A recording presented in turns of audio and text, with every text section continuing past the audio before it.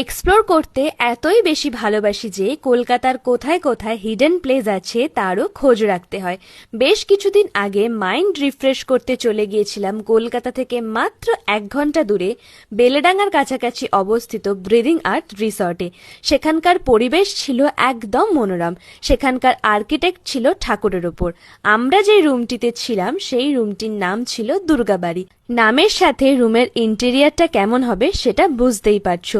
কোনটা ছেড়ে কোনটা বলবো সেটা ভাবতে ভাবতেই অর্ধেক কথা বলা হয় না।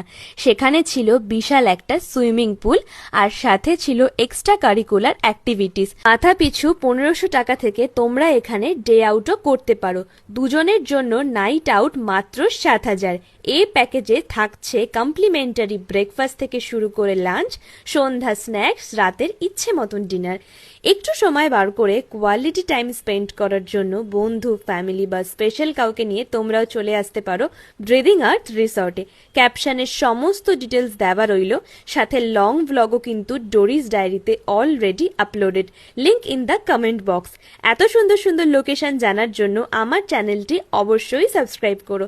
Thank you for watching.